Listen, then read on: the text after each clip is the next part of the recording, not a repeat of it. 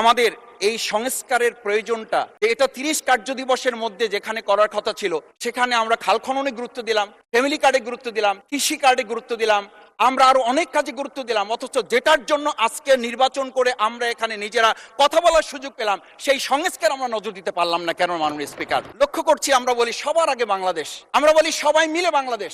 আমরা কি লক্ষ্য করলাম না সবাই মিলে যদি বাংলাদেশ হয় তাহলে সরকারি দলের বাইরে একজন যোগ্য লোক সৎ কি মানুষ ওখানে খুঁজে পাওয়া গেল না? মাননীয় স্পিকার, আমি আর একটা কথা আপনাকে একটু স্মরণ করানোর জন্য বলছি।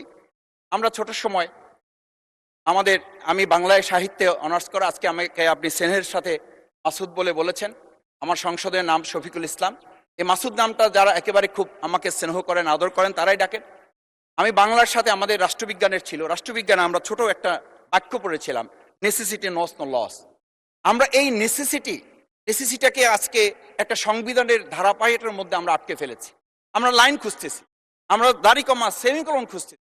আমরা আজকে পরিষ্কার একটা কথা বুঝি যে আমাদের এই সংস্কারের প্রয়োজনটা এ কারণে দরকার হয়েছে, এই প্রস্তাবটা এজন্য উত্থিত হয়েছে যে এটা 30 কার্য দিবসের মধ্যে যেখানে করার কথা ছিল সেখানে আমরা খাল খননে গুরুত্ব দিলাম, ফ্যামিলি কার্ডে গুরুত্ব দিলাম, কৃষি কার্ডে গুরুত্ব দিলাম, আমরা আরো অনেক কাজে গুরুত্ব দিলাম, অথচ যেটার জন্য আজকে নির্বাচন করে আমরা এখানে নিজেরা কথা বলার সুযোগ পেলাম সেই সংস্কার আমরা নজর দিতে পারলাম না কেন? মাননীয় স্পিকার, আমি আর দুটো কথা বলি।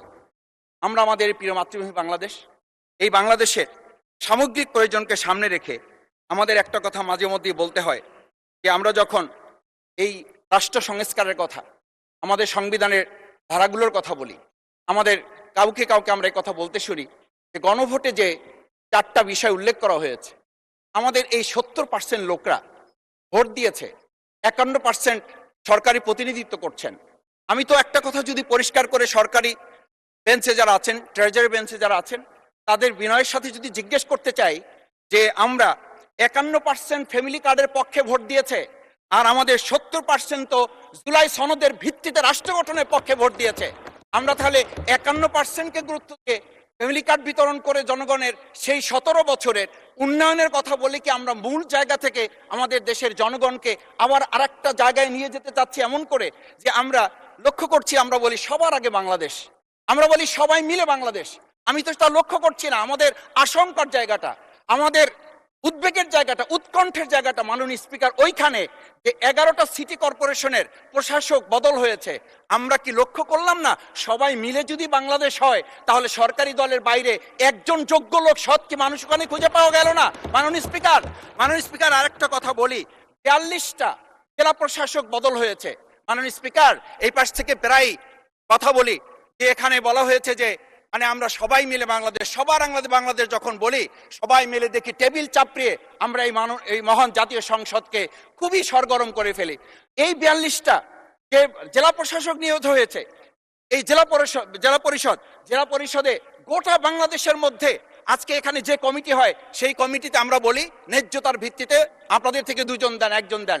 মাননীয় স্পিকার, খুবই বিনয়ের সাথে জিজ্ঞেস করি আমরা কি সেই নতুন বাংলাদেশের দিকে যেতে পেরেছি যেই বাংলাদেশে এই 42 জন জেলা পরিষদের একজন জেলা পরিষদকে আমরা কাউকে খুঁজে বের করতে ওখানে ন্যায্যতার ভিত্তিতে দিতে পারলাম না? মাননীয় স্পিকার, আমরা তত্ত্বাবধায়ক আমাদের অন্তর্বর্তীকালীন সময়ে যখন 1-2 জায়গায় এরকম প্রশাসক নিয়োগ হয়েছে আমরা বললাম এটা সংবিধান লঙ্ঘন এবং এটা গণতন্ত্রের সাথে সাংঘর্ষিক।